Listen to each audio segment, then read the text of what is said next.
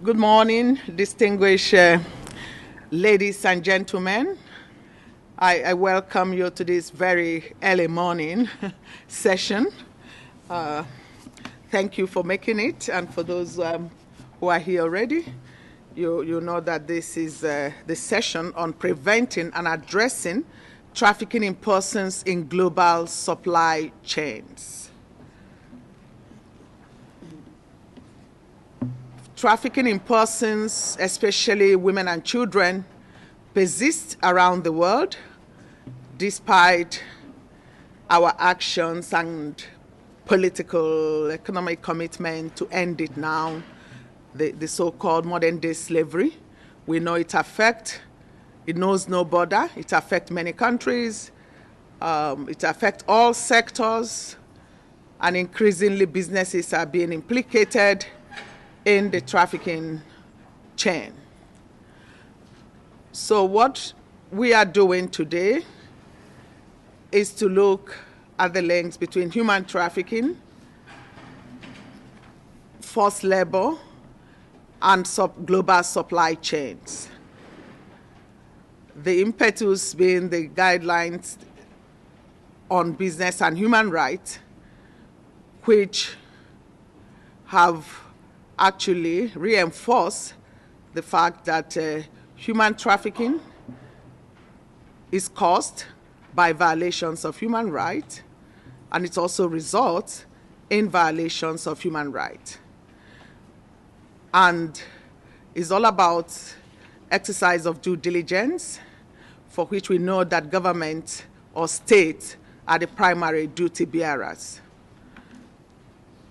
But although the states are the primary duty bearers and have to protect, obligation to protect all within their territories, but also importantly to ensure that businesses, corporations comply. And for the corporations themselves, it has been established clearly that there is an obligation to respect the horizontal application of human rights. For enterprises, has been established in international law. So the issue here, for which we have this is expert studied. When I look at the panelists and the commentators we have to discuss this issue this morning, I know that it's going to be really engaging and thought-provoking, especially in coming up with what we need to be doing as businesses, private sector, public, the state, because one of the pillars, and for which I believe and I have worked strongly to strengthen, is the issue of public-private partnership to combat human trafficking. So even if the state are the duty bearers, like I said earlier, the corporations also have the obligation, just like the state, to respect. And today, again, this morning, we have just 1.5 hours. Already it's less than that. And we have 3 panelists, as usual, and 2 commentators that will take us through different aspects of this. But importantly, sharing good practices, what is already being done, the tools that businesses can use in the exercise of due diligence, and then again, looking at the global scale of the problem. We know that it's happening across sector, in agro sectors, in the construction industry, fishery, garment. The scale may be difficult to quantify, but there are indications for which ILO as a lead UN agency there, and we have Beate will look at this issue at global level, and then the work of ILO in particular, and how that is linked to the UN guiding principles on business and human rights. I want to just say that Beate Andres is the head of ILO Special Action Program on Forced Labor, and then She's worked around the world. Actually, she leads the global effort to strengthen the capacity of workers, employers, organizations, and governments to respond against forced labor. I have done a lot of work with her in my capacity as the UN Special Rapporteur on trafficking. I've been so privileged to partner on a number of issues with that, and that have enriched even my work and output as the Special Rapporteur. I'm just recently, just about a week ago, we are both in Lusaka in a regional, for African region, organized the conference on forced labor, human trafficking, and slavery and things. So I will invite you to look at this issue, and then please just listen especially to the key message, because all have different aspects they want to take. And then we'll get back to the audience because we want it to be highly interactive. Thank you. Thank you, Joy, for the introduction. Good morning, ladies and gentlemen. As I will be the first speaker this morning, I will start by raising three fundamental questions. First, what do we know and what do we don't know? My second question is, what are the tools we have and what are we missing? And third, what works and what doesn't? Now, each of these questions could keep me talking for an entire day. So if I manage to do this in 7 minutes, hope, Joy, you give me credit for doing so. But very briefly, let me start with knowledge. Despite the increasing attention paid to human trafficking and related practices, forced labor, slavery-like practices, we have to acknowledge that we still know very little about the prevalence and about the underlying root causes of these problems. When you look at media reports or anti-trafficking campaigns, they often focus on single issues, single incidences. They often target particular companies simply because they are an easy target and it's easy to detect. Now, according to the ILO's most recent count, we estimate that there are about 21 million men, women, and children in forced labor at any point in time. The majority in absolute numbers are in Asia, but in terms of prevalence, we actually have the highest prevalence in countries of Eastern Europe and the countries of the Commonwealth of Independent States. Many of them toil away on plantations, on farms, construction sites, in sweatshops, private households, and in the sex industry. But how many of them actually supply goods and services to multinational companies? We simply don't know. We also know that those who exact forced labor generate vast illegal profits. But how many of these profits are actually generated in the informal economy as opposed to the formal economy, where most of the multinational companies, I would say, operate? We simply don't know. So my first key message is that we have to move beyond these sensational snapshots, and we have to invest in getting better data, both quantitative data as well as qualitative data. And we are really just at the beginning of understanding the full scope of the problem. And this, of course, has an impact on how we design policies and how companies implement due diligence procedures, because if you don't know, you're likely not to target your response. Second, tools. What do we have? What are we missing? We now have countless guidance tools, but what is important, whatever tools we produce, is that we do grant them in international law. So if you want to address human trafficking in your supply chain, a good reference point to start with are obviously the ILO's core convention on forced labor, on child labor, on discrimination and freedom of association, and collective bargaining. But more importantly, since many of the forced labor cases we see actually are on a continuum of exploitative labor practices, you also have to look at international standards dealing with wages, working hours, health and safety, and all other aspects related to the treatment of workers, including migrant workers and other excluded groups. Then in addition, we have the 2000 Palermo Protocol to suppress, prevent, and punish trafficking in persons. And this protocol has significantly strengthened the criminal justice response. The missing piece, however, is specific guidance in terms of international law on how to address labor trafficking and how to prevent forced labor and trafficking from occurring in the first place.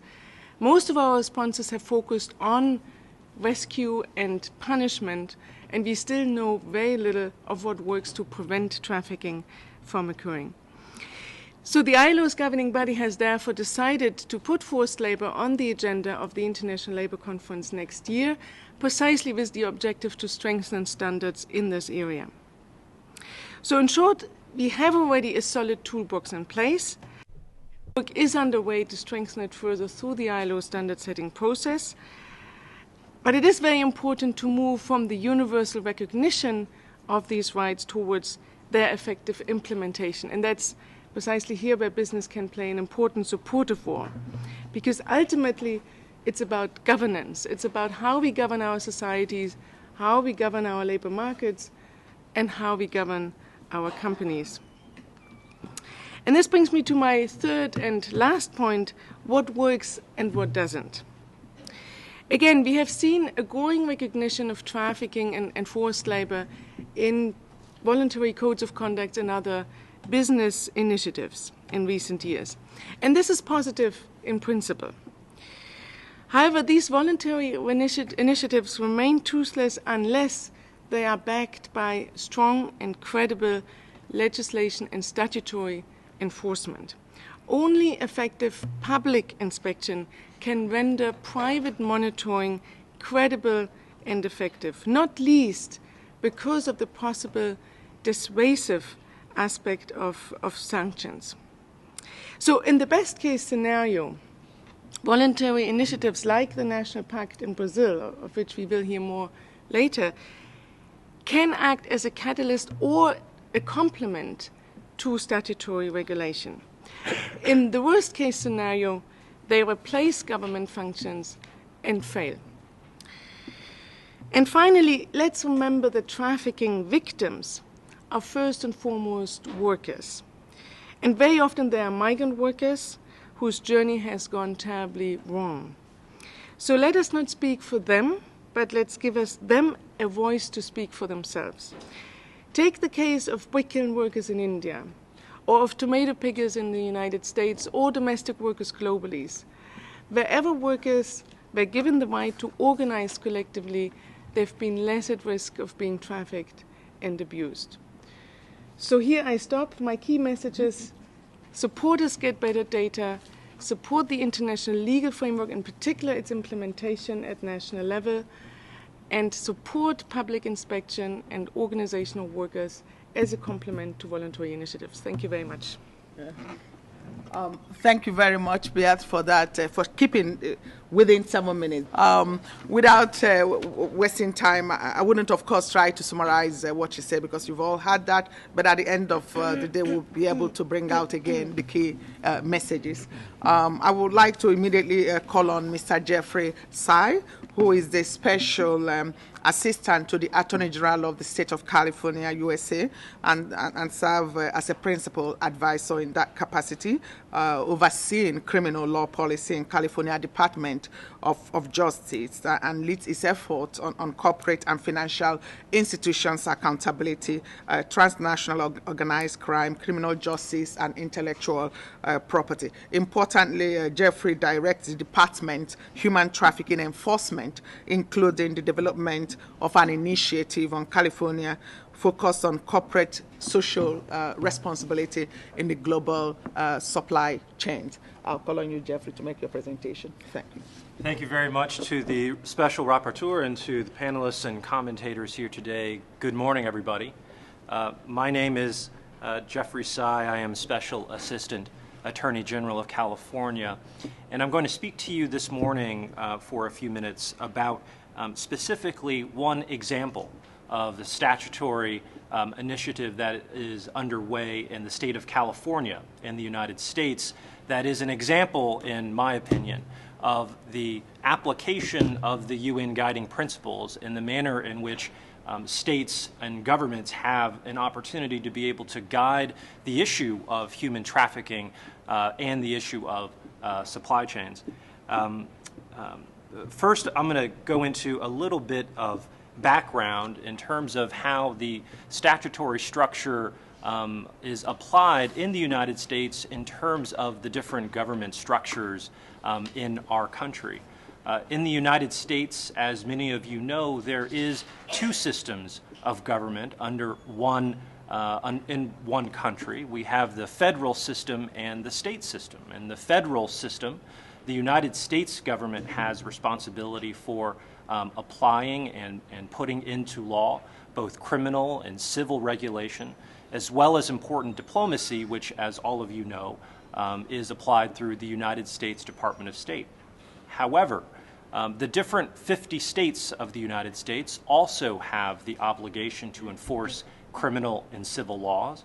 And the state of California, which is the largest state in the United States with 37 million residents, is one example of those states.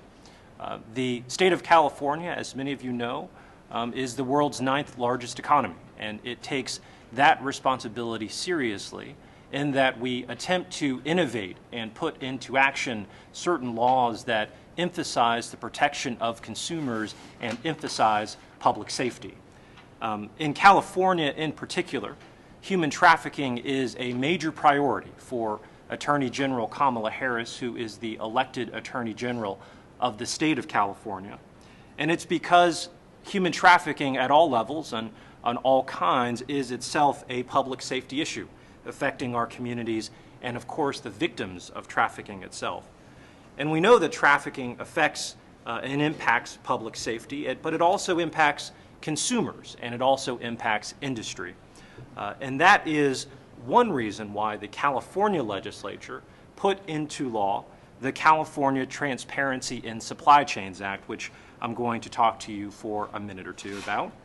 It requires the Supply Chains Act companies to make certain disclosures about efforts they are undertaking to eradicate human trafficking in their direct supply chains. The California legislature, in particular, made two important findings in passing this law. The first is that goods are being tainted in product supply chains by the use of trafficked labor across the world. The second is that the absence of public information about anti-trafficking measures that industry, that companies are putting into place, puts consumers at a distinct disadvantage in distinguishing between companies based upon the measures that they're putting into place. So the Supply Chains Act is built on the principles that consumers can help drive human trafficking out of the marketplace for goods. And it's having an impact, this law, on other state actors. The United Kingdom and both the United Kingdom and the United States Congress have recently taken up measures designed after the Transparency in Supply Chains Act. The Supply Chains Act itself has certain requirements. It applies to businesses that do business in the state of California that have gross receipts exceeding $100 million, and that companies that identify as retailers or manufacturers. Importantly, the law also requires companies to put into place, through a conspicuous link on their websites, specifically what they are doing as it relates to anti-trafficking in 5 specific categories. The first is information related to risk assessment and whether the company engages in verification of product supply chains to evaluate risk. The second category is audits and whether the company is conducting audits of suppliers for compliance with standards, and it also must say if audits aren't independent and are not unannounced. There's also a third certification requirement, which is whether the company requires suppliers to certify that materials comply with the laws related to trafficking in that particular country. The fourth category pertains to standards and whether the company has internal accountability standards for employees and contractors who fail to comply. And fifth and finally, there is a training disclosure, which is whether the company gives training for those with direct responsibility for supply chain management. The law itself in California only provides for what is known as injunctive relief because it is not a punitive law, which takes me to one of my last points, which is that the Supply Chains Act in California is an important first step in our view. It is not a cure-all for human trafficking in supply chains. It's designed to empower consumers and to motivate companies to play a role in addressing trafficking. So in light of this, there are two things, in my view, to consider. The first is that public-private collaboration, as the Special Rapporteur mentioned, in our opinion, in addressing trafficking and supply chains is essential for meaningful and achievable goals. And that is a core element of the heterodox approach, as John Ruggie referred to it, in the guiding principles. The second thing to consider is that industry cannot be expected to alone eradicate human trafficking in the world. Governments have a role in aggressively fighting trafficking as well. And in our view, the Transparency in Supply Chains Act in California is one piece of that puzzle. The other aspect of it is what governments in this regard must do also to enforce against human trafficking. And in California, enforcement is a priority. The Supply Chains Act is one example, but there also is an intense amount of enforcement done as it relates to criminal enforcement against human trafficking in the state of California as well. As I mentioned before, in conclusion, the Supply Chains Act is an important first step that addresses key pillars of the guiding principles, and we look forward to more discussion today about how we in California are attempting to put those guiding principles in action. Thank you. Thank you. Thank you, Jeffrey, for also keeping to time and then for sharing that, in particular, the California Transparency Act and its operation. I will just go ahead to invite Mr. Philip Hunter, who is the Program Director at Vérité. Philip is a lead author of Vérité's Fair Hiring Framework for Responsible Business and Open Source Fair Hiring Toolkit. Before joining Vérité, Philip worked with the International Labour Organization as a consultant, also to the UN Global Initiative to Fight Human Trafficking. He's also the author of ILO and UN Gift Handbooks on Forced Labour and Human Trafficking, an e-learning course, again, for business published by UN Gift and End Human Trafficking Now. We have worked with Philip, and he's not on your bio, but he's also a consultant to OHCHR. Why didn't you put that? Thank you, and please go ahead and make your presentation. Good morning. It's a pleasure to be here this morning and to speak on such a distinguished panel. As the brief bio explains, I've done quite a lot of work in this field, and I've been asked to present on some of the tools and guidance that are available to companies and employers on tackling these sorts of risks of forced labor and trafficking in supply chains. Let me start by setting out some of the challenges first that companies can face in tackling this issue. First, human trafficking is often a hidden crime. Lies and deception and fraud are often used by traffickers to trick workers into exploitative recruitment and employment relationships. This leaves them highly vulnerable and often with few alternatives but to accept the conditions that they are in. This is particularly the case with international migrants who are far from their homes, face linguistic and cultural barriers, and who may arrive at their job heavily indebted. Second, human trafficking is also very complex. While the term may elicit images of workers that are locked up or monitored by security guards, the truth is often, and I think Beate referred to this earlier, often much more subtle and complex than this. Trafficked workers may face multiple forms of abuse and deception, not necessarily linked to a single person or entity. And these pressures can occur at different stages of the recruitment, transportation, through employment, and they often combine to place workers in situations of forced labor. Third, human trafficking is most frequently reported deep in the supply chain.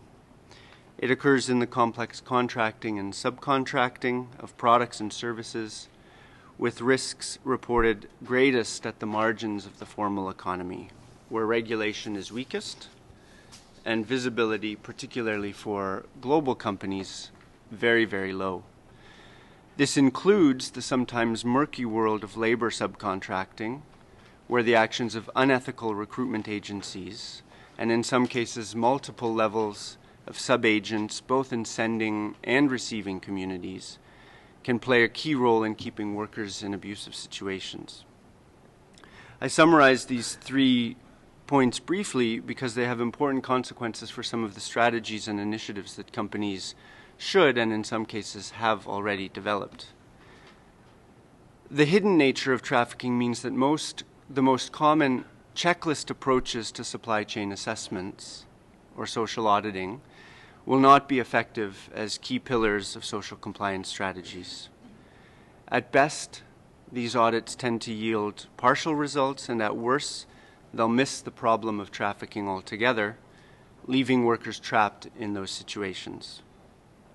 Companies need more robust and effective strategies. They should pilot targeted forced labor audits, train auditors on more effective measures for detecting hidden abuses. But as we heard a little bit yesterday in the session on supply chains, they should also heed the call by a number of stakeholders to go beyond auditing, to ensure that assessments are not the only tool that are used to address this problem. This includes not only clear policy statements at the highest of levels, but also capacity building across company operations and the supply chain, credible grievance mechanisms, hotlines, whistleblowing protections, and of course robust corrective action procedures in those cases where problems are found. Companies also need other strategies to account for the full complexity of the issue. This includes measures to tackle the many pressure points that workers can face, from excessive recruitment fees, passport retention, coercion related to wages. But it also includes the strategies that are needed to target all the potential actors in the trafficking chain and the multiple stages at which they can apply pressure. To illustrate, consider that most compliance programs are supplier or enterprise-based. What happens to workers before they get to the workplace is often not considered. Suppliers may be audited, they may be involved in supply chain capacity building programs, they may also take corrective action that is expected from business partners, and that's all good. But often invisible to this process are the actions of the recruitment agencies, the sometimes illicit costs for workers associated with migration and transportation, and the vulnerabilities that some workers may face because of their migration status. But this is precisely where trafficking can occur, and that vulnerability may be experienced.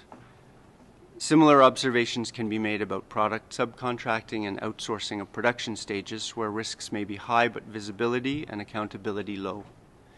This brings me to a final point.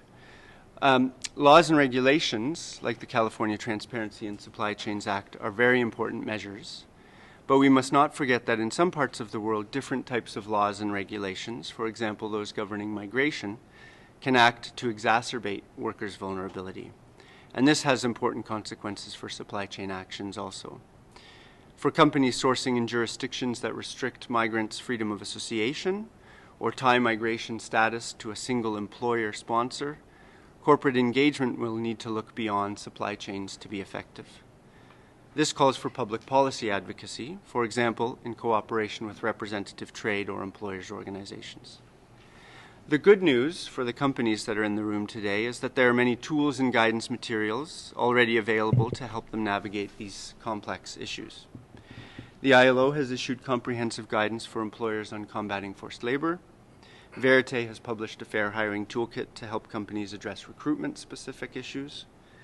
Other initiatives like the DACA Principles for Migration with Dignity provide further guidance. And the UN Special Rapporteur on Human Trafficking, who's brought us here this morning, has done her own work in setting out a clear set of benchmarks and indicators for trafficking-free supply chains. Steps are now being taken to drill down on key issues like passport retention on which the Global Compact and Vérité will soon publish guidance, draft copies of which are outside. And some pioneering companies in IT and other sectors are already taking important steps to pilot and implement anti-trafficking measures. This means that companies don't need to start from scratch as they begin to take their own steps. But now the bad news. Despite these widely available resources and the pioneering efforts of some companies, many businesses around the world, both large and small, have low levels of awareness of human trafficking, to say nothing of robust corporate policies and programs. All of us here today have a mountain to climb to bring more companies and organizations into the discussion, to spur better, more effective, and widespread action where it's needed. Failure to do so will have dire consequences for those that suffer most, the millions of workers trapped in modern forms of slavery, both inside and outside supply chains around the world. Thank you. Thank you. Thank you, Mr. Philip Hunter. Now the panelists, we've heard from the three panelists, and I'm going to turn now the bat into the commentators. And the first commentator to not only react to this, but also share their experience and expertise on this human trafficking and global supply chain. I'll call on Mr. Marcel Gomes, who is a trained journalist, graduating from University of Sao Paulo in journalism and also a master's degree in political science. He's currently the executive secretary of Repórter Brazil, and has worked there since 2008. He has researched, worked, and reported for various media, traveling across different continents, Latin America, Asia, Africa, and Europe. Mr. Marcel, I will invite you to share your experience. Thank you. Joy, thank you for the introduction, for the opportunity to be here. Good morning. My mission here is to speak about the Brazilian strategy to combat human trafficking and slave labor. First, Brazilian workers still face the risks of human trafficking and slave labor. Groups of inspections of the government set free 45,000 workers since 1995. However, despite these revolting data, we believe that Brazil has been developing an interesting strategy to combat the human trafficking and slave labor, and this strategy could inspire other countries. I will highlight some aspects of the Brazilian background I consider relevant to the discussion we have here. A first aspect, we have in Brazil a strong legal framework acting against slave labor.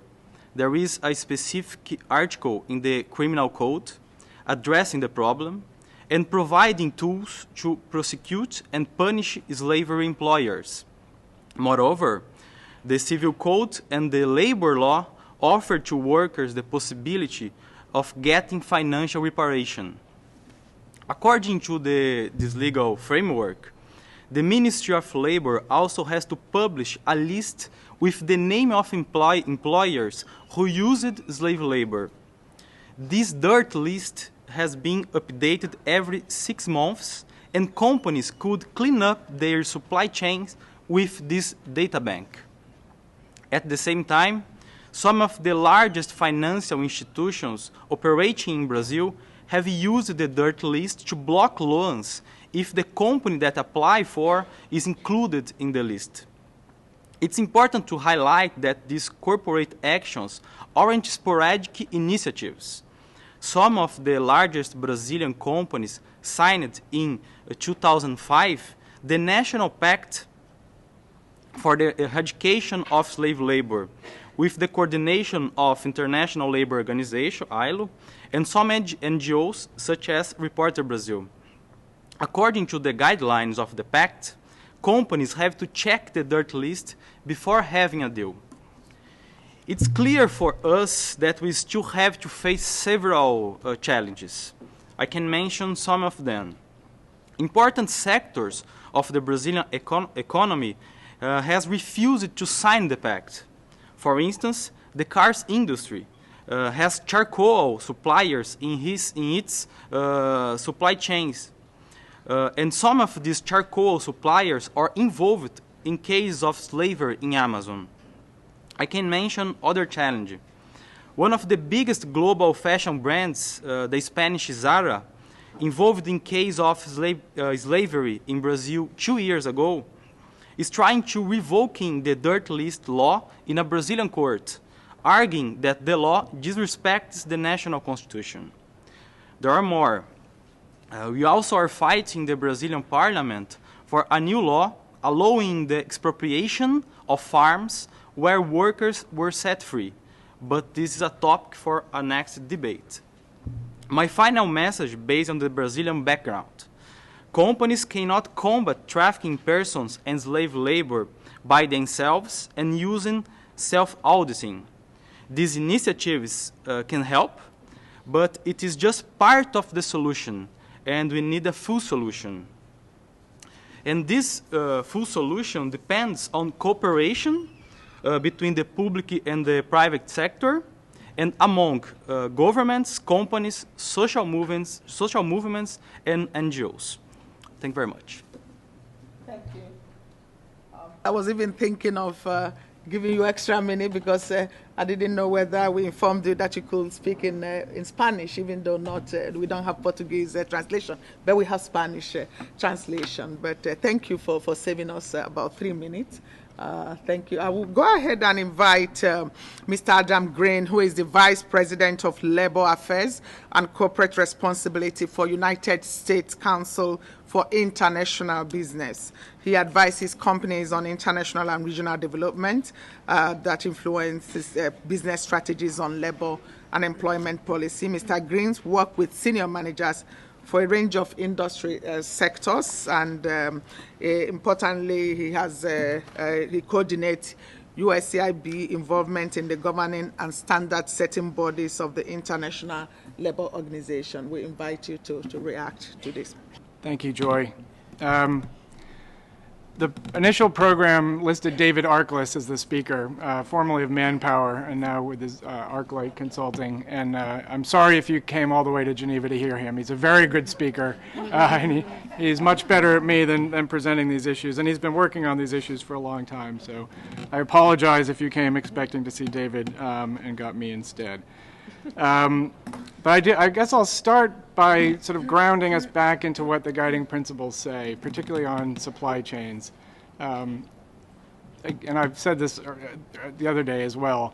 The guiding principles apply to all countries and all enterprises, and suppliers are enterprises. Every supplier is an enterprise that is required to comply with the law and respect human rights individually by themselves. And what the guiding principles ask all enterprises to do is to respect human rights in their own, avoid causing impacts in their own right or contributing to them, and then seeking to mitigate or prevent impacts in business relationships. But it doesn't transfer the responsibility from one to the other. It's where you can make an effort where you can. And at the end of the day, if you can't help that business partner to change, then you may have to walk away. That dynamic in the guiding principles doesn't always come through in our conversations, particularly on supply chains, because there's this assumption that you're responsible for anything in your entire global supply network. And that's not what the guiding principles say. So I did just want to start with that as a starting point. And the second point really builds on a lot of what has already been said. We've been hosting a series of conferences, annual conferences for mainly U.S. global companies on a range of different issues over the years. And we've done forced labor, child labor, human rights twice, and trafficking was in 2012. And one of the key lessons from those conferences, particularly for global companies, is there's a very strong need to differentiate between all these different types of abuses. That simply talking about trafficking and trying to come up with a strategy on trafficking was very difficult. And that you really needed to look at all the break it down into the different elements, whether it's bonded labor and debt bondage, fraud, coercion, including the loss of papers and passports, migration and smuggling and the fees for smuggling, also fees for recruitment and labor sourcing, sex trafficking, which a lot of times has roots in organized crime, domestic service. All these trafficking exists and forced labor exists in all these different settings, and particularly for companies, the solutions will be very different based on the different problems. And so at least for tools and things that are really going to be practical for companies to use, we really need to differentiate between all these different problems. And I think that gets at really looking at the root cause. In some areas, the best way to deal with child labor or to address child labor is not by coming up with programs on child labor per se. It's to look at formalization in the economy. And with massive informality, you get much more higher prevalence of child labor. So solutions may or may not be directly related to, trafficking. But again, informality is a root cause of many of these problems, as is corruption, and unfortunately, simple crime. So I raise that because it really gets to the next point, which is a lot of these issues aren't necessarily supply chain issues.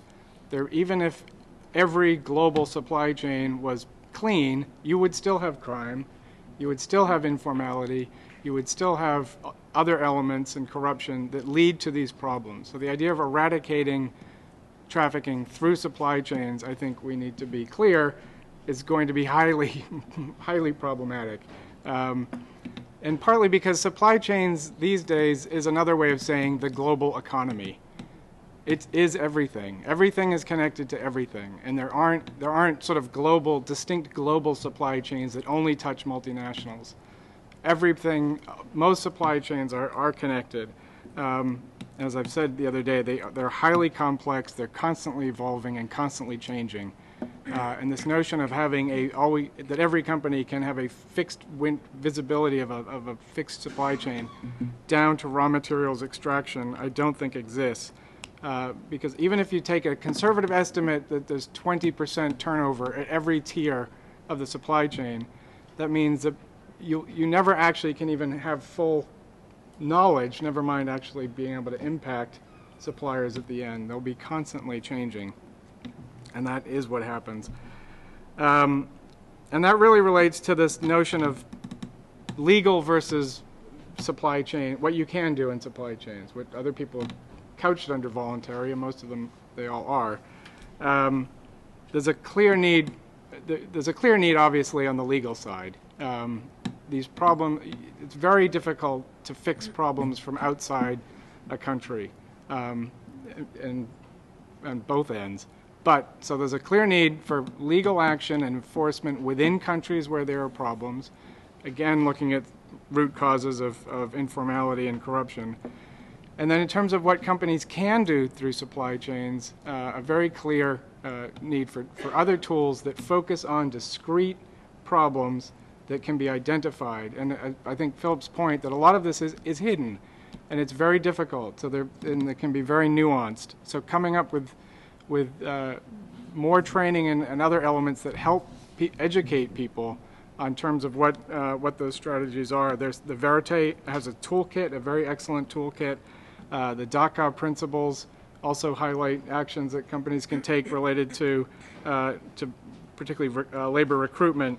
But I would just end by saying the idea, particularly on disclosure requirements, is sort of a cautionary tale. A legal disclosure requirement about what you're doing can lead to unintended consequences. And the most glaring example right now is a U.S. law called Dodd-Frank in the U.S., but called Obama's law in Central Africa, that is merely a disclosure requirement in the U.S., but has led to a de facto embargo of minerals from Central Africa, because many companies simply can't answer the questions about what is in their supply chain. And it's easier to simply avoid Central Africa than create the systems to be able to answer the questions. So that it is a bit of a cautionary tale. And one final point. Supply chains, the worst penalty you can give through a supply chain approach is to stop doing business with somebody.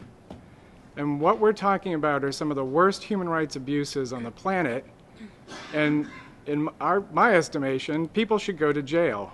If a company is using slavery, they should not be faced with the loss of business. They should be put out of business. The owners of that business should go to jail. There should be severe penalties. And the supply chain enforcement of potential lost business just simply is not adequate to address the problem. In some cases where there have been fines on the dirty list, the assessed fine is about $1,000 per slave. Whether that's actually collected or not is another matter. But that's not a significant penalty.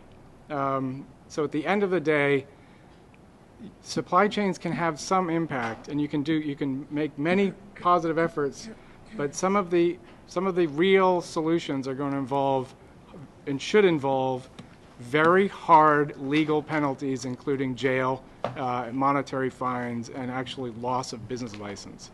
So I'll end it there. Thank you very much, Mr. Adam Greene. You will agree with me that we got a good alternate to David Ackles. Thank you, and I hope we can engage, especially with your view that we cannot eradicate trafficking in the supply chain. I think I was rather too ambitious or idealistic when in my report to the General Assembly in 2012, I was really focusing on a trafficking-free supply chain. And then I hope we can see. So does it mean we can end the modern-day slavery? But it's important, the point you made about the informal economy and then the global supply chain being the economy. But again, we see where the informal meets the formal and then the implications for what we are discussing. I will now turn to the audience. If you have questions or comments, but questions to the panelists who would like to get first, please indicate, and you can use the mic. I'm not seeing names, but please introduce yourself, your name, and your affiliation. Good morning. Special thanks to the special rapporteurs, distinguished panelists, and commentators. My name is Khalid Al-Thani. I'm the Director of Bureau of Human Rights for the state of Qatar. And I would like to share with you our experiences in fighting and combating trafficking in person. The promotion and the protection of human rights, including combating human trafficking, is a strategic choice for the state of Qatar and constitutes a cornerstone for the country's comprehensive reform policy. In recent years, Qatar has made considerable efforts at legislative, constitutional policy and capacity building levels to combating trafficking in person.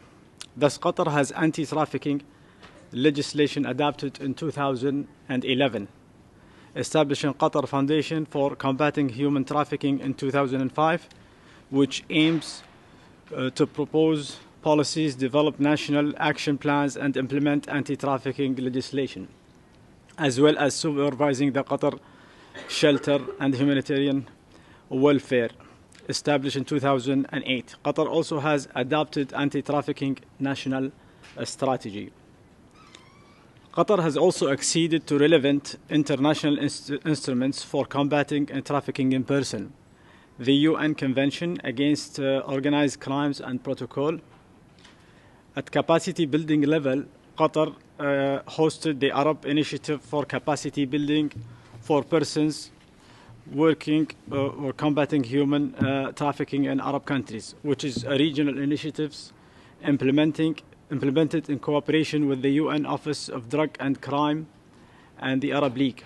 Qatar has funded 3 years national initiatives with $6 million. Qatar is also confronted with unprecedented population growth, which is amount to more than 100% over the last 10 years, which creates challenging environment. However, the country has the policies, commitment, and willingness to continue its effort to combating all forms of human trafficking, and will continue to, in a constructive way, to engage with all relevant shareholders. Thank you very much. Thank you. I'll just ask that we make our presentation short so that many people can participate. Please, your name and institutional affiliation. I have, I'll come to you. Yes, please, you. Yes, and then the lady, and then you. Thank you. Yes, good morning, everybody. I know. I want to finish. My name is Fuad. I come from Yemen, and I'm glad to speak after my colleague from Qatar. I'm also surprised to be here, especially in this session in particular, which is a very new topic to myself, trafficking and business. And actually, it's a new topic to Yemen. The trafficking issue was a hidden topic before the change, before the Arab Spring in some countries, one of them in Yemen. Right now in Yemen, this case has been a very critical and very challenging issue. We, the Ministry of Human Rights, are the head of the National Committee of Anti-Trafficking. Last month, we have presented a law for anti-trafficking to the Parliament, and now we are working with the UNODC on having a strategy of anti-trafficking. A few days ago, we held a regional conference on migration. It was we have guests from all over the Gulf and all over the region of the Middle East. We have around 1,200,000 refugees coming to Yemen, and somehow they are crossing the borders to Saudi and etc. One point that I want to highlight in my speech, that I think from a business, from international cooperation dimension, and what I read from the principles of the human rights and business, I think that investors should put efforts or should put investments in the borders of Yemen in order to prevent trafficking at this point, starting from the point of the borders. And thank you very much. Hello, I'm Bryn O'Brien from the University of Technology, Sydney. I do research on supply chains. I'd just like to make a comment on Mr. Greene's comment that an interpretation of the UN guiding principles that puts a hard responsibility on upper level actors in the supply chain should be resisted. I think that we as entrepreneurs of the UN guiding principles and people who want to see the guiding principles bring in meaningful change should resist such a narrow interpretation of the guiding principles. We should be looking for ways to promote accountability of upper level actors in contractual relationships through this document if we want to see meaningful change. Thank you. Over to this side, yes, at the end. Thank you, Madam Moderator, and thank you for the presentation of the speakers and the panelists and the the commentators. My name is Enrico Foss.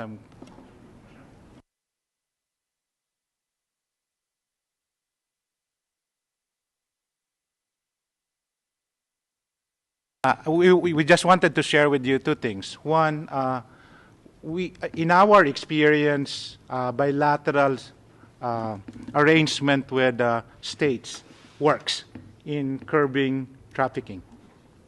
That's one. Maybe you're familiar with the Syrian situation. Most of you on the political side, but on the humanitarian side, many of our people in Syria are workers on private house, working as household service workers. When we did our first intervention on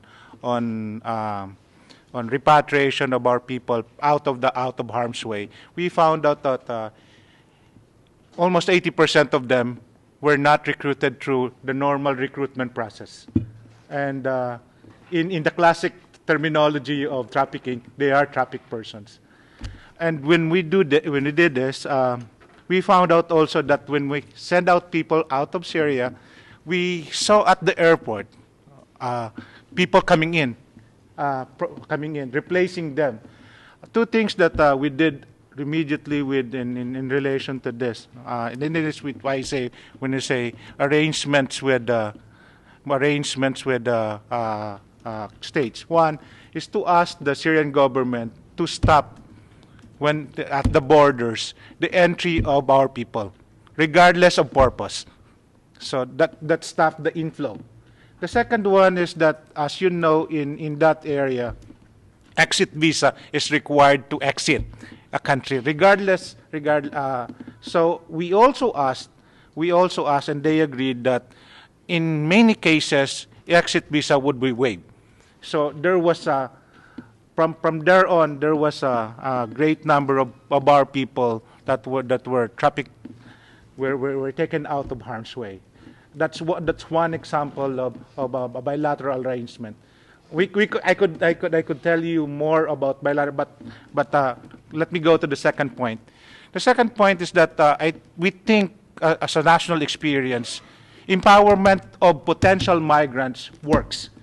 Meaning, before they even leave the country, they have to go through what we call in our country a pre-departure orientation seminar, telling them and informing them what are to be expected in that country, what are the rights and everything.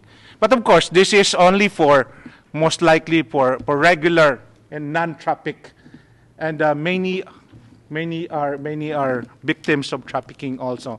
And this is the second point in my second point, the sub point. The second point is that I think what should be done is that to empower the migrants at the grassroots level in themselves, not at the point that they are departing.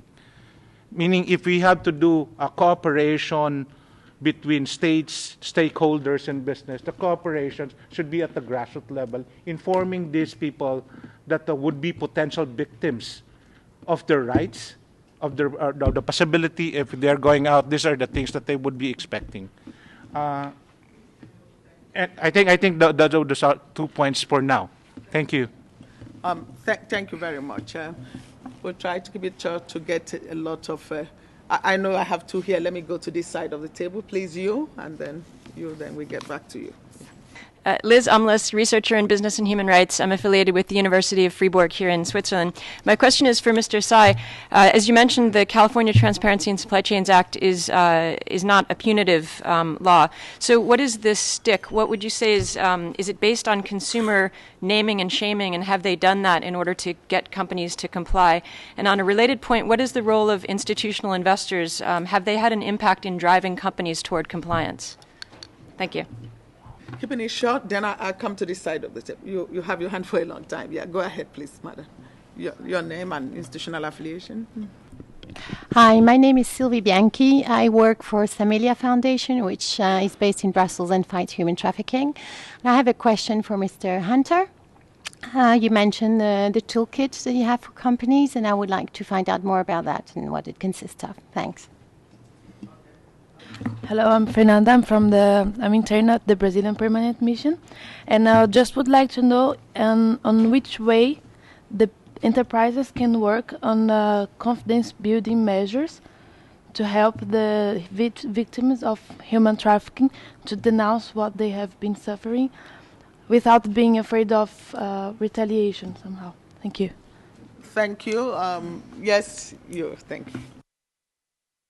Madam Chair, my name is Radka Civile. I work on human rights in the delegation of the European Union here in Geneva.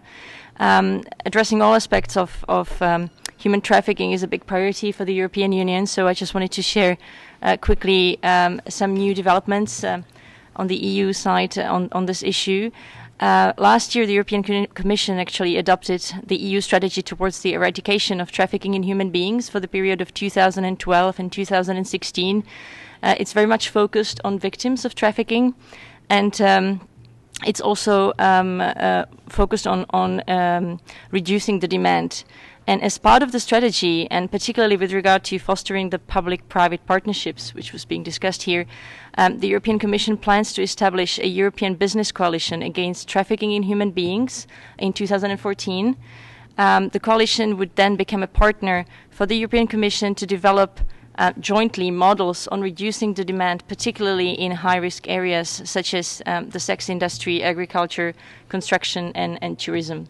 And we'll be happy to inform further next year about the development of the coalition. Thank you very much.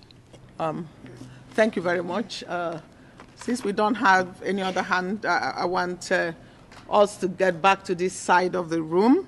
And before I ask the panelists and commentators to again react, I want to also inform for those, because at the beginning I left this, that I have done also a thematic report, which is a right-based approach in terms of dealing with demand and issue of trafficking again in supply chain. And following that, I had a consultation, expert consultation in Ankara in November 2012, looking in particular on how human trafficking and the global supply chain, and looking at, we had developed a checklist or indicators that can sort of in exercise of the cooperation, that will aid corporations in exercise of due diligence, but importantly to really building on the guiding principles on business and human rights. It complements that, and then looking specifically at the issue of human trafficking. So we have copies in case you need to look at it, especially for businesses doing their audit assessments. We've also had that audit assessment. There is also this downside of it, but it can help because we have broadly covered issues in that checklist and indicators on voluntary recruitment and employment, recruitment fees, contracts of employment, passport confiscation, working conditions, what will be the compliance, broad compliance framework for monitoring within the supply chain. So if you are interested, of course, please get through. This is all on web. Even in the report of the Ankara meeting is also online. Just go to OSHR website and then click on special procedure and the link to my mandate, and you get a copy of that. So now I would like to ask the panelists. Some of you have gotten specific questions, but I'll give everybody a chance to respond. We still have some 25 minutes, and if we have a few questions, so please go ahead and take 2 minutes. Bring out again the key message from your presentation, and then react to the question that you've asked, that we were asked. For those who were asked question, Hunter, Philip, and Gomes, I'll ask you plus you to take 3 minutes. That's fine. Go ahead. Thank you for the question. As it relates to the California Transparency and Supply Chain Act, the carrot stick approach, the stick essentially that we have in California as for our law, is the potential for a lawsuit that the law provides that can be filed by the Attorney General of California. When I referenced earlier that the law is not punitive, it's not. And what I meant by that is the only punishment that the law provides is what is called in the United States injunctive relief. In other words, it requires that upon a finding by a judicial body that the company that is sued must comply with the law. In this case, it must provide the disclosures that are required by law as to the 5 specific categories. The law itself is designed, as I mentioned before, to provide consumers with information. And the idea is that by requiring companies to provide this information, consumers will be in a better position to decide what companies are to be rewarded for the anti-trafficking measures that they're putting into place. Importantly, however, what this law does, in our opinion, is takes that very important first step through the mechanism of statute in order to bring companies that are not already addressing the issue of trafficking into the sunlight, and requiring companies to address from a pure disclosure point of view what, if anything, they are doing. For those companies that are doing nothing, it provides consumers the opportunity to see who should be rewarded and who shouldn't. But it also provides for those companies that are doing things as it relates to trafficking to give consumers the opportunity to also reward those companies. As to the issue of institutional investors, I think that's a fascinating point. The reality is that institutional investors, the large pension funds, the private equity funds that are out there across the world, have a very real opportunity in the global economy to also help drive what happens with respect to human trafficking, and not just individual consumers across the world. And I think that it is, at least initially, unclear what effect this law will have as it relates to institutional investors. But I think this kind of law is important in that regard. The last and final point that I will make is, as it relates to what this law does, which is, by the way, very similar to the Dodd-Frank Act that Mr. Greene referred to before, specifically Section 1502 of Dodd-Frank, which provides for disclosures related to conflict minerals in the Congo. I think that all of these disclosure-based laws, although not themselves the panacea for trafficking, something that no one would suggest, are nevertheless important, because I think it is critical to remember that in this kind of issue, the perfect cannot be the enemy of the good. So just because it's the case that a disclosure law will not solve the problem of trafficking, it does not mean it is something that we should not do or endeavor to try to do. And that's why in California we believe this law is a very good first step on the track to eradicating human trafficking. Thank you. Philip, please.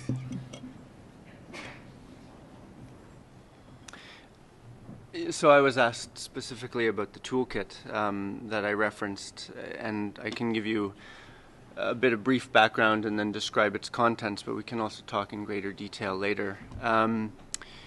So this is the Fair Hiring Toolkit, which Vérité has produced now a couple of years ago, and it's an online open source set of materials building largely on the work that's been done by the ILO in its handbook for employers on combating forced labor. But as Adam said earlier, really trying to focus in on one of these specific forms of abuse that can take place in supply chains, and that's this issue of recruitment-related issues. So taking the global guidance and framework provided by the ILO and narrowing it down into this issue of recruitment, and looking at the different forms of abuse that can take place related to that. So what the toolkit does, it uses the broad categories of brands and suppliers, and it provides very specific and practical guidance for both sets of actors in the supply chain on their codes of conduct, on training and awareness raising measures, on making their audits more robust, but then the steps that they need to take to, as I said earlier, to go beyond that audit approach, to reporting on these measures, to engaging with other stakeholders to get the help they need to tackle them and to understand them better. And then, quite crucially, to then take that step of public policy advocacy on their own with other companies, but more importantly through their representative employers organizations, all in this area of labor recruitment and migration issues. There are other streams of that toolkit that provide guidance for other types of actors, and what Vérité is working on now is to build out a third prominent pillar, and that is to then provide specific guidance to the recruitment industry itself to complement sort of the third pillar of the brand suppliers and recruiters. Thanks for the comments. I'd like to highlight two challenges we have about the combat of slave labor and trafficking persons. The first of all is the difficulty that we have in Brazil, in many countries, to have information about the supply chains, because many of this information are protected by the companies that argue the commercial issues to prohibit the NGOs and the government to have access to this information. We have good initiatives like in Brazil, the Dirty List, the California law that can help with this access to information. And we have also some NGOs investigation, but we need more to combat trafficking persons. We need more information about the supply chains. Another challenge I highlight is the difficult to combat slave labor when the supply chain involves 2 or more countries, because we have national legal frameworks. For example, in Brazil, we have many Bolivian migrants and Paraguayan migrants working in the textile industry.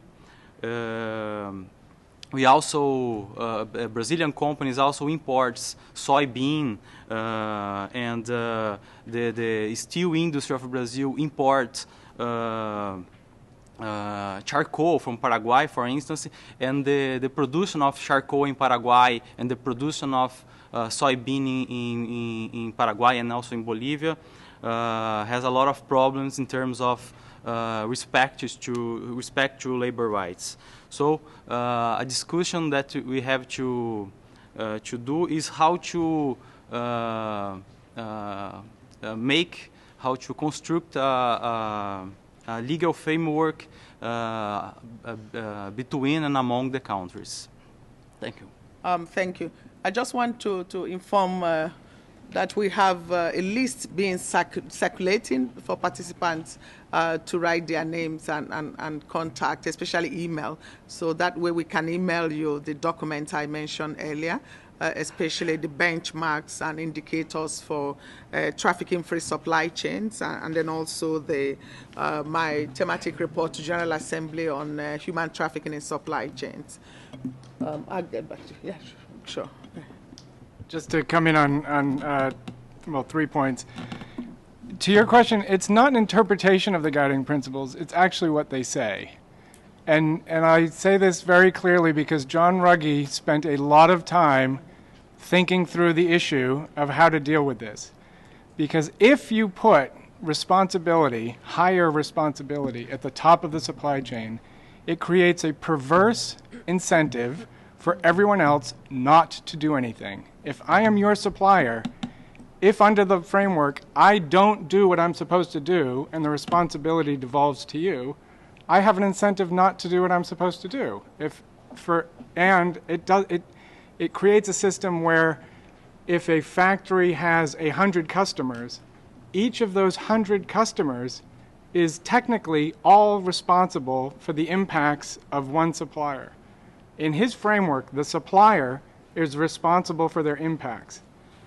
The customers are responsible for using their leverage to try to change the behavior of the supplier through many different ways, but if they can't, at some point they may have to decide to not use that supplier.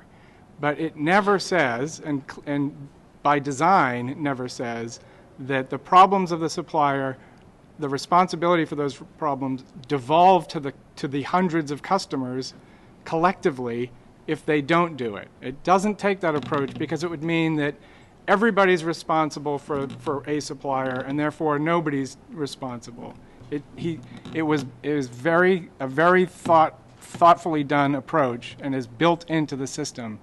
And the key words in the guiding principles, if you read it, are the ones where you avoid causing or contributing for yourself, and avoid equals stop. So you have to stop causing or contributing to an impact.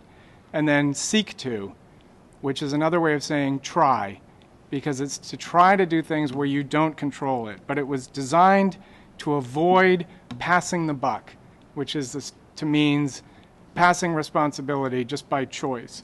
On the issue of Dodd-Frank and disclosure requirements, the challenge, there's a clear difference between Dodd-Frank and the California Act. The Dodd-Frank is significantly more punitive, but the approach is the same. The problem with Dodd-Frank is that it does ask for perfection, and that's what's the problem. It is a zero defect approach. A single atom of a, quote, conflict mineral triggers all the reporting, auditing, and requirements in the law, and that's the unintended consequence. So it is merely a disclosure requirement, but the way it's been formulated, it is much easier to source anywhere else in the world than to source from Central Africa. And if you take that same approach with trafficking, if you have a country with significant trafficking problems, it means that it would be much easier to simply avoid any commercial contact with that country than trying to comply with the law. There are approaches, alternative approaches, that do try to, not be perfect being the enemy of the good. And I mentioned one yesterday, which is the OECD, ICGLR, UN group of experts, due diligence guidance on conflict minerals that is risk-based. So because a lot of these issues are hidden, are subtle, if you take a hard zero defect approach, it will lead to unintended consequences. But if you take a risk-based due diligence approach, as in the guiding principles, then you can continuously improve and build up the systems to address them over time. And I'll just end with one line from the saying in the Congo, the Democratic Republic of the Congo, which is that for us, without us is against us. Meaning, don't do something for us without talking to us, without, and this is where there's a challenge, whether it's the U.S. Congress or the state of California. One legislature trying to fix the problems of another country without consultation, without discussion, without any input is not going to work. The OECD approach includes the governments of that region directly, and it's a very different approach. Yeah, thank you. Maybe have your hand. Go ahead, Lisa. Thank you. There are a number of themes I think that have emerged from this debate, and I'd quickly like to comment on this. One is what we just heard, the issue of access to information and the need to create more transparency. Transparency both on part of business but also on part of governments. I should stress this very clearly. And as we just heard from Adam, I think we have to be very careful in not tarnishing certain products or certain countries without having credible evidence to actually show what the prevalence and the scope of forced labor trafficking is in this particular country or in this particular industry. And the ILO will continue investing into research, and we have just set up a working group, an international working group with labor statisticians to operationalize the definition of forced labor and to integrate forced labor modules in national labor force or household surveys. So hopefully, if we meet again in 5 years from now, we'll have a much better basis to discuss much better data on which we can also base our policy decisions. That's the first really strong plea I wanted to make. We really need to invest more in data. The second point that came out strongly in the discussion is the whole issue of recruitment. And as we've just heard from the Philippines, there continues to be a whole underbelly of an informal recruitment system which brings workers into different countries, but also supplies workers, as we know in Brazil, within countries under informal, very highly precarious conditions and informal labor arrangements. And it is for this reason that the ILO is now starting a broader initiative in partnership with employers, organizations, in particular the International Federation of Private Employment Agencies and trade unions, but also other stakeholders, to promote the ILO Convention 181 on private employment agencies, one of the key instruments to promote ethical recruitment practices, but unfortunately an instrument which has not been ratified widely, and it needs more promotion. So recruitment is a key issue, and we've seen this also in impact assessments of our Better Work program, large-scale compliance program in the textile industries. You can indeed improve working conditions of workers through large-scale compliance programs. But the missing link is really the recruitment side, because it does involve several jurisdictions and it does involve highly informal labor recruitment arrangements. And the third point, something that Adam raised in the beginning, is the whole issue of root causes and targeting. And I think that is also a very interesting debate that is now emerging in relation of trafficking. As we look back and see, the Palermo Protocol came into force in 2003, so it's a decade of anti-trafficking efforts. We've continued to punish. Prosecution rates are not rising significantly, but we have made progress and we are rescuing the victims, and yet the numbers are still large. So I think we have to move beyond these narrow approaches to just punish and rescue victims, and to look at communities at large. And again, Brazil is a very interesting example of a public-private partnership between the Ministry of Labor and companies in the Amazon region, where they actually work together to bring people at risk of forced labor, including those who have been in a situation of forced labor, into a vocational training system and to later on provide them with decent jobs. And big companies in the agribusiness are part of this initiative. So there are many opportunities, I think, to move beyond the supply chain approach. Thank you. Thank you very much. I want to thank the panelists, all the panelists and commentators for their insights into how we can prevent and address trafficking in persons in the global supply chain. They have reinforced the fact that the guiding principles applies to countries as well as businesses. So businesses are also obliged to ensure that they respect and also even remedy as well. So it is important.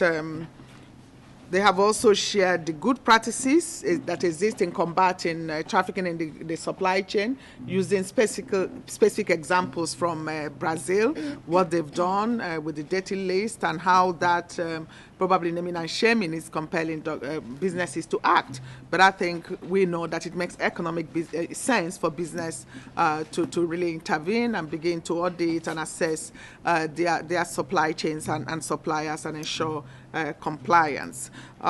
We have, within the time, also look at the due diligence measures. What are the due diligence measures required and the tools that are required that company can use, which Vérité has done a lot of work, and I believe you can easily assess what they've done online, and that will be a very good example for many corporations, and I'm sure quite a number are already taking action there.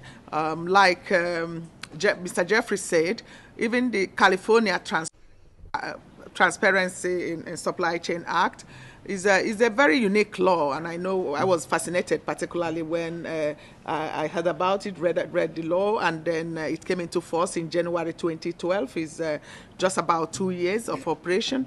That is a useful beginning. It's not a panacea, it's not punitive, but at the same time, consumers are driving accountability in this area, and companies is motivating them to act, to become an actor in ensuring trafficking-free supply chain and ensuring that we combat and then end human trafficking and forced labor. So it is important that we continue to engage in these issues, especially on the benchmark and indicators that my mandate have developed in consultation with experts in the field, that you can look at it and see how it builds and is directly linked to the guiding principle. And you can also give us feedback, especially on your thoughts about that. I want to thank all of you for coming. It was a very early morning, and we couldn't provide breakfast, but yet you were still here, and some of you were here even before 8 o'clock. I want to also thank the working group on business and human rights for affording us this space to have this discussion. We appreciate, and please feel free to contact us if you need any of the information that we have mentioned. And then again, for the panelists and commentators, I thank you very much for stepping into this role and for doing a very wonderful job of this. Thank you so much.